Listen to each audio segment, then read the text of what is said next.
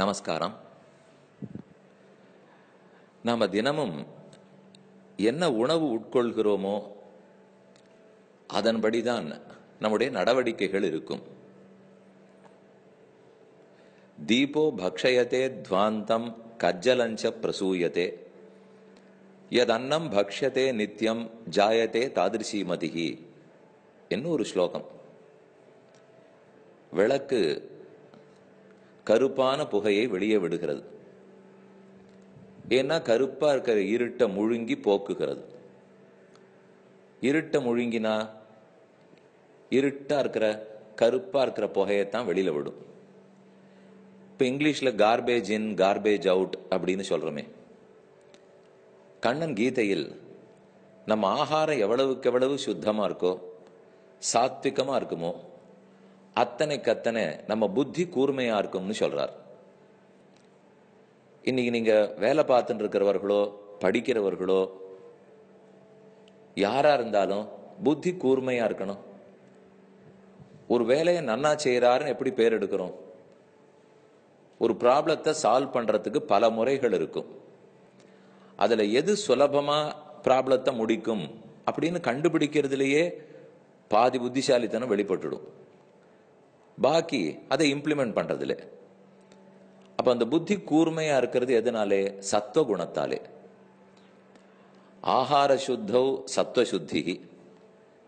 சுத்தமான ஆகாரத்தை உண்டோம்னா சத்துவகுணம் வளரும்.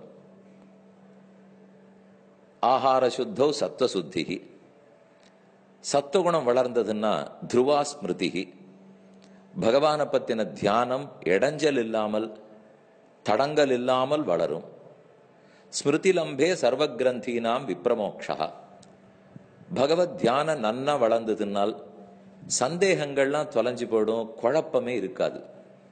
இது எவ்வளவு தெளிவான பாதை. அப்ப அடிப்படையில் சாத்விகமான ஆகாரத்தை சாப்பிடணும். கண்ணன் எதை சாத்விக ஆகாரம்னு சொல்றார்? எதுங்கிறத விட முதல்ல நாம எதை தவிர்க்கணும்னு தெரிஞ்சுப்போமே.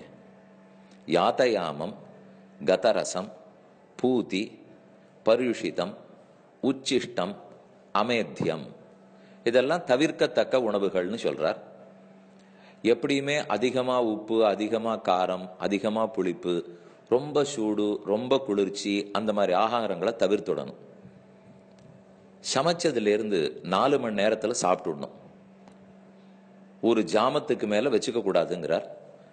நாளை காலையில சமைச்சோம்னா 4 மணி நேரத்துல சாப்பிட்டுடணும். சாயங்காலம் சமைச்சோம்னா 4 மணி நேரத்துல சாப்பிட்டுடணும். ஆனா நாம பல நாட்களுக்கு சமைத்த உணவை ஃப்ரிட்ஜில் வைக்கிறோம், வச்சு எடுத்து சாப்பிட்றோம்.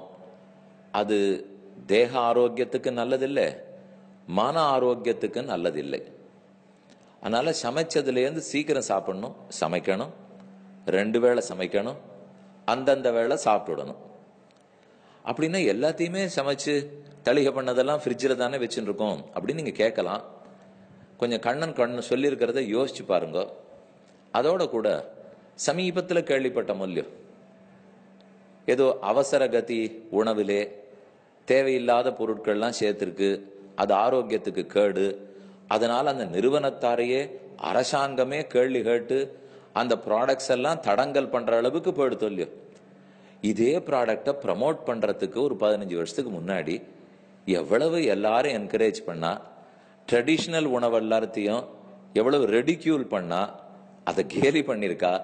அதுக்கு தகுந்த மாதிரி அட்வர்டைஸ்மெண்ட்ஸ், ஊடகங்கள், பத்திரிகைகள், பேட்டிகள், டாக் ஷோஸ், இது இத்தனையுமே இந்த பழைய உணவுலேருந்து புது உணவுக்கு கொன்றதுக்கு அத்தனை பிரயத்தனப்பட்டா.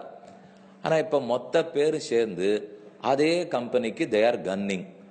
இது நம்ம ரெண்ட பத்தி நாம கவலைப்பட வேண்டாம். இப்போ ஆரோ எப்படியோ விற்பனைக்காக பண்ணிட்டு இருப்பா. நமக்கு கண்ணன் கீதையில என்ன சொன்னாருங்கிறது முக்கியம். யாத்தயாமம், சமைத்து தளிகை பண்ணி ஒரு ஜாமத்துக்கு மேல வச்சுக்க வேண்டாம். இப்ப நீங்களும் யோசிச்சு பாருங்களேன். இப்ப பழமோ பாலோ காய்கறியோ தயிர் மோரு இந்த மாதிரி இருக்கிறதெல்லாம் கூட சரி தவிர்க்க முடியாது, ஃப்ரிட்ஜில் வச்சுக்கலாம்.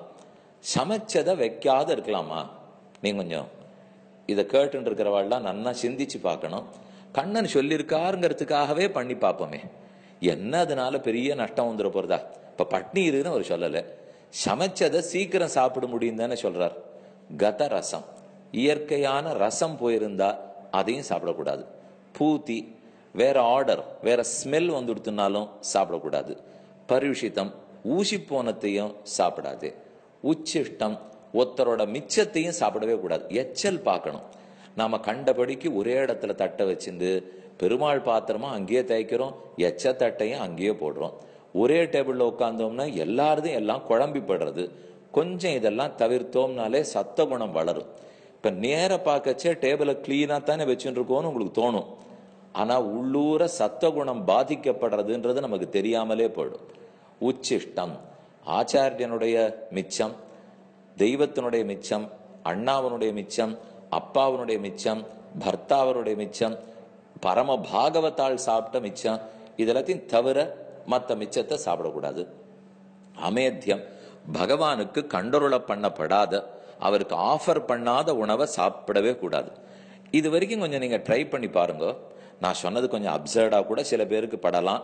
அப்படிலாம் இல்லை. இது ஒன்னொண்ணுமே கண்ணன் கீதையில சொல்லியிருக்கிறது தான்.